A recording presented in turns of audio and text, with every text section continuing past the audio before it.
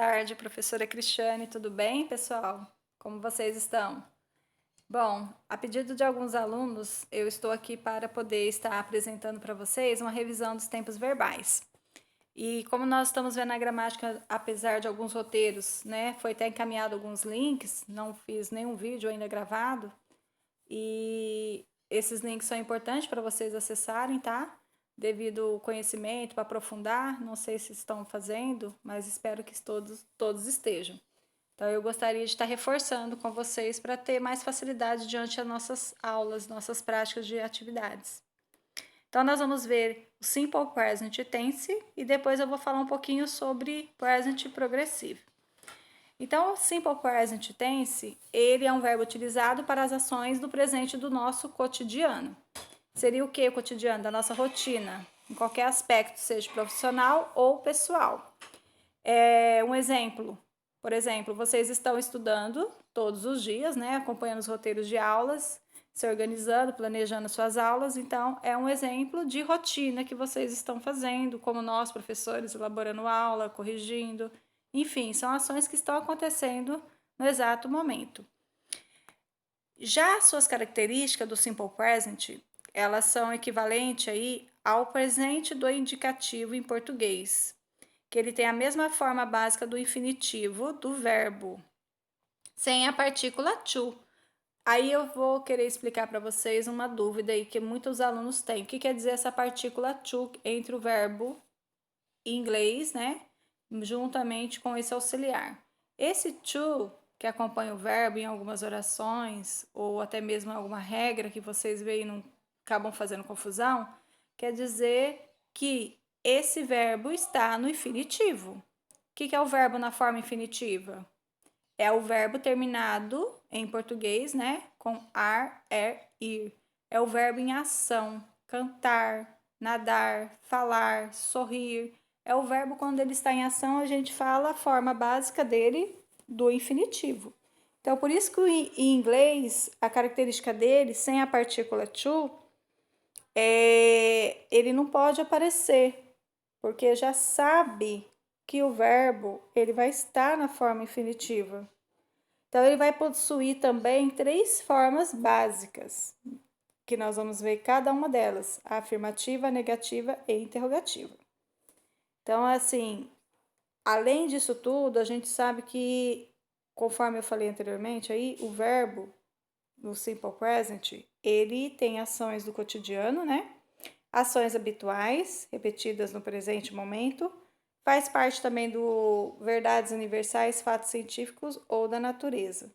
E ações de atividades permanentes.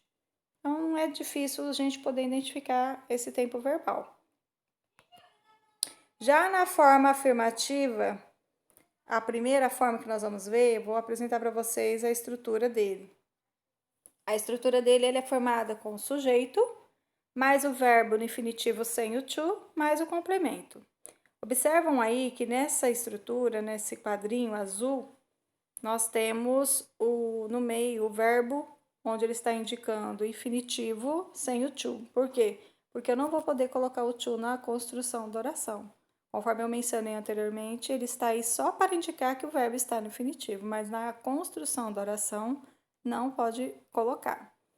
Então, nós temos algumas orações aqui para ver alguns exemplos, porque no Simple Present tem umas exceções para a terceira pessoa do singular, tá? Diante da forma verbal, ele modifica.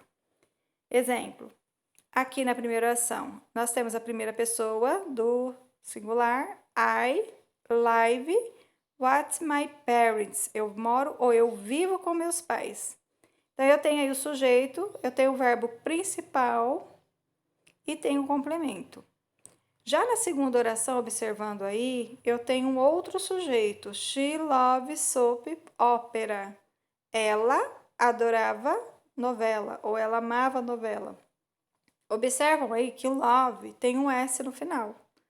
Por quê? Porque geralmente todos os verbos, quando tem o sujeito da terceira pessoa do singular, ele acrescenta um S. Claro que vai ter algumas exceções perante a construção de alguns verbos quando for esse sujeito que nós vamos ver no próximo slide aqui, tá? Aqui tem as exceções. A terminação em S muda para ES no caso dos verbos terminado em. O verbo, quando ele termina aqui nessa coluninha O, dois S, CH, SH, X e o Z. É o caso do verbo to go, ir, ou to do, verbo fazer, to pace, passar, to teach, ensinar, to fix, to buzz. Então, assim, observando aqui, nas terceiras pessoas aqui, conforme a coluninha ao lado, he, she, it, ele acrescentou es, tá até sublinhadinho aí em destaque. Então, observam na frase, se o sujeito for terceira pessoa do singular, terminou com essas consoantes, esses encontros consonantais ou essa vogal, acrescenta es. Agora, quando o verbo termina em y precedido de vogal, a gente vai acrescentar o s na forma básica da terceira pessoa do singular. Como o caso do verbo play, to play. Tem o a? Tem. Tem a consoante y? Tem. Tem o y precedido de a. Então, vai ficar he, she, it e plays para essas três pessoas. Agora, quando ele é terminado por y e é precedido de consoante, nós vamos ter que trocar esse y, eliminar ele, jogar fora e acrescentar is, que é o caso do verbo try, tentar, he, she, it. Aí, olha lá, observando aqui ao lado. Nós temos o y que foi eliminado e acrescentou is. Tem outro verbo também que não apresenta aí, que é essa situação, que é o verbo study. Termina com y, né? E tem a consoante antes, que é o D. Então, joga fora o Y e acrescenta IS. Mas é para todas as pessoas? Não, somente essas pessoas. He, she e it. Então, sempre essas três pessoas no Simple Present, vocês têm que ficar atenta para as terminações verbais e observar essas regrinhas. Aqui eu tenho aqui um próximo slide, a conjugação, né, do Simple Present, de alguns verbos. Os mais utilizados que a gente vê. To drink, verbo beber. To watch, lavar. To fly, voar. Então, vamos ver aqui. I, you, drink. He, she, it, drinks. Tem um S. Ah, professora, está no plural. Não está no plural. Tem o S porque eu tenho a terceira pessoa do singular ao lado. Devido a isso, tem que obedecer a regrinha e colocar o S. Aí continua a forma nominal dele, né? A forma infinitiva, drink, para we, you e they. A mesma coisa acontece ao lado ao outro verbo lavar. Tem o CH. Acrescentou só S? Não, acrescentou ES. Por quê? Olha lá, observando, ó. CH acrescenta ES, que é o caso do verbo lavar. To what? Então, nós vamos ver aqui, ó, que para a terceira pessoa acrescenta ES, e as demais fica a forma nominal dele, do verbo, no infinitivo. To fly. Fly tem o Y e tem a consoante L. Joga fora o Y, acrescenta IES. As demais pessoas continuam a forma nominal. Aqui tem uma observação, gente, do verbo to have, que vocês também já estudaram, que está aqui no final. Em outro momento eu posso até falar um pouquinho sobre ele. O have, ele muda para has na terceira pessoa do singular, tá? Só uma observação, que é o verbo ter, o verbo to have. Foi um conteúdo estudado aí lá no ensino fundamental no 9º ano. Vamos para a forma negativa. Na forma negativa, nós temos que respeitar a seguinte estrutura. Se eu estou falando em negação, então sempre em inglês eu tenho a partícula not, beleza. Mas antes eu tenho o sujeito, eu tenho um auxiliar. Esse auxiliar, sempre na forma negativa, ele tem que estar presente na oração. Esse auxiliar é o do ou das. Por que tem esse ou outro? Porque vai depender do meu sujeito ao lado para saber qual que eu vou utilizar. Mais o verbo no infinitivo, sem o to e mais o complemento, tá? A terceira pessoa do singular, do auxiliar, a gente coloca does. As outras pessoas, primeira do singular, segunda, ou primeira do plural, e a segunda e terceira do plural vai ser do. Olha o exemplo. Cats doesn't like water. Gatos não gostam de água. Então, eu tenho o sujeito, que é a terceira pessoa do singular, que é para utilizado para animal, que é o quem, o it, né? Logo vem doesn't, like, e o verbo principal, e o complemento da oração, água, water. Observam que o verbo principal aqui, quando a gente coloca na forma negativa, não acrescenta S. Por quê? Porque ele tem o auxiliar do do. O do ou doesn't, ele sim vai servir para indicar que o verbo está na forma certa, tá? Respeitando o sujeito. Isso na forma negativa. Se fosse a forma afirmativa, teria que colocar o S sim. Outro exemplo. Regina doesn't sleep very well. Regina não dorme muito bem. Então, a Regina é a terceira pessoa do singular. She doesn't not ou does not. Pode ser contraído também, tá? Aqui nós temos um lembrete do ou don't para I, you, we, they. E temos does ou doesn't para he, she, it. Essa forma doesn't ou don't, a gente utiliza mais para questões informais, tá? Linguagem coloquial. Já na escrita, geralmente a gente pode colocar sem ser contraído, mas não fica errado, não. Pode colocar as duas formas. Continuando a forma interrogativa, a estrutura básica dela tem que ser respeitada conforme qualquer tempo verbal. O auxiliar vem antes do sujeito, verbo principal e mais complemento. Does novamente, dependendo do meu sujeito. E logo o verbo, o sujeito e o verbo e complemento, tá? Does your brother work in bank? Seu irmão trabalha em um banco? Estão observando aqui que eu tenho o sujeito, que é referente à terceira pessoa do singular, então eu tenho does, ou posso estar aí no caso colocando a questão aqui doesn't. Não, por quê? Porque aqui não é forma negativa, tá? Só interrogativa, então não tem a partícula not. Porque se você colocar contraído aqui, fica errado. Seria a forma negativa. Aí nós temos a segunda oração. Do you go to the World Cup? Você vai para a Copa do Mundo? Então, observando aqui, eu tenho a segunda pessoa do singular, que corresponde aí não a terceira do singular, então eu tenho que colocar o do ou não doesn't, tá? Não o do, quer dizer. Bom, aqui foi bem rápido, gente, porque quero que vocês também, por favor, façam uma pesquisa em casa, tá? Dessa estrutura. E esse material também, conforme vocês vão ter disponível, pode estar copiando. E depois eu vou até colocar no roteiro para que vocês possam ver que vocês realmente estudaram. O present contínuo ou present progressivo é o próximo aqui exemplo, que é rapidinho, tá? Estamos quase terminando. Ele é uma ação que vocês estão vendo aí agora no direct, indirect, space, né? Do discurso direto e indireto, por isso que está pedindo para rever esses tempos verbais. Ele é utilizado da mesma forma do presente contínuo e ou progressivo, em português, que é para indicar a ação que está em progresso no presente. Por exemplo, vocês estão estudando, vocês estão nadando, vocês estão correndo, então a ação do sujeito está acontecendo naquele exato momento. É aquela forma básica do gerúndio na língua portuguesa, terminação do verbo ando, endo e indo, que é o gerúndio, tá? Tem aqui um exemplo. Já até falei isso em sala de aula, mas só para rever essa questão. Aqui na sua formação em inglês, a gente sabe que os verbos sempre têm um auxiliar. Então, aqui a gente tem um auxiliar nesse present contínuo, que é o verbo to be.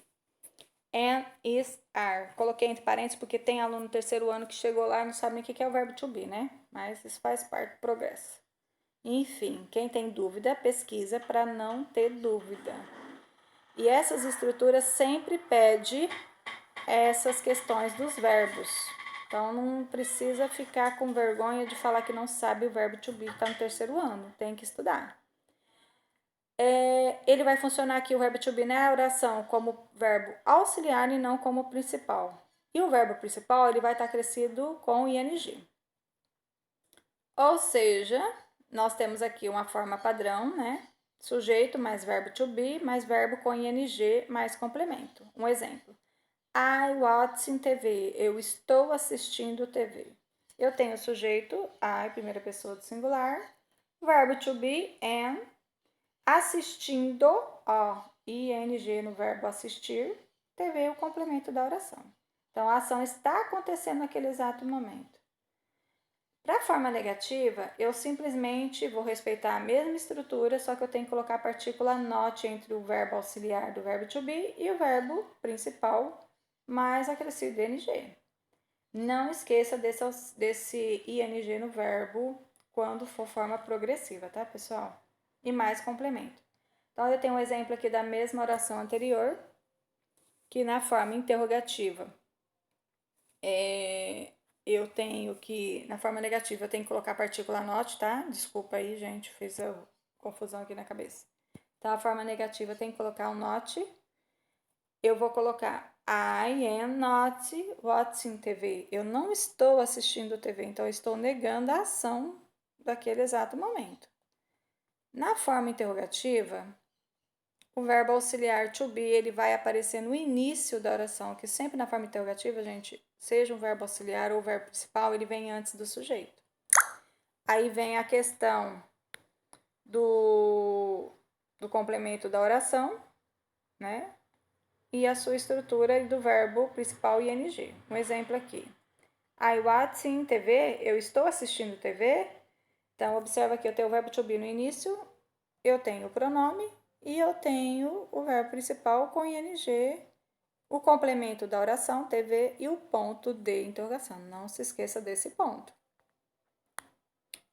Aqui tem uma apresentação de algumas regrinhas, com algumas exceções dos verbos terminados com algumas vogais ou consoante, tá? A primeira aqui, o verbo quando ele é terminado com e precedido de consoante, a gente vai retirar a vogal e acrescentar ing. O exemplo, to dance, dançar, vai ficar dance. Olha aqui, ó, a estrutura dela já mudou a escrita. Dançar, dançando. To take, pegar, tomar. Take, tomando, pegando.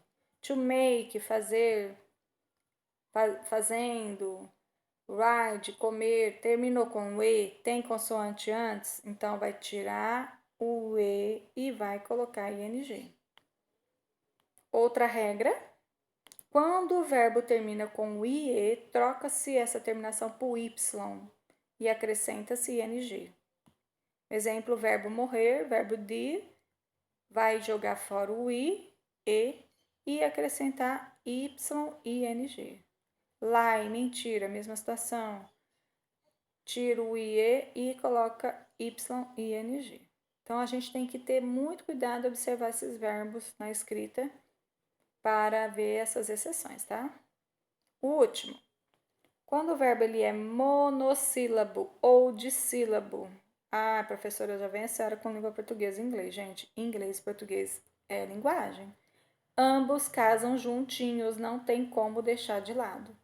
Só para retomar, monossílabo é uma sílaba só. Dissílabo, duas sílabas. Trissílabos, três sílabas. Polissílabo, 4 ou mais sílabas, tá? Então, quando o verbo é monossílabo ou dissílabo, segue o padrão de consoante mais vogal consoante. O que quer dizer isso? CVC.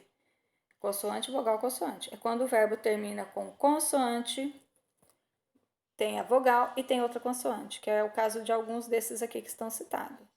Travel, viajar. Cut, run, switch, sentar. Swim, nadar. Tem consoante? Tem. Tem a vogal? Tem. Tem o Y, que é outra consoante? Então, como é que eu vou fazer? Vou dobrar a última consoante e vou acrescentar ing. Tá bom? Observam aqui que está em negrito aqui, ó, para poder destacar. Então, eu vou dobrar aqui a última consoante e acrescentar ing. Ok? Bom, pessoal, terminou. Não tem mais, acabou aqui a finalização. Era só isso mesmo. Desculpa alguma coisa, mas assim, espero que tenham revisado bem aí a memorização desses tempos verbais, tá? E logo eu vou apresentar para vocês outros tempos verbais, fazer uma gravação para vocês. Eu vou chamar também no Google Meet. Eu acho melhor eu fazer um convite, a gente conversa olhando um ao outro. Eu não fiz a chamada aqui agora porque meu computador, infelizmente, a câmera dele não está boa, então não deu para fazer pelo meu computador. O meu celular também não tem uma câmera muito boa, então tá com o celular da Natália, aqui da minha filha, tá? Mas espero que tenham gostado. E qualquer dúvida, por favor, me chama no PV para poder saná-los. Estudem, faz as atividades, porque tá difícil para todo mundo, mas a gente espera que todo mundo superam isso. E para vocês não terem prejuízo no ano letivo, tem que ser dessa forma.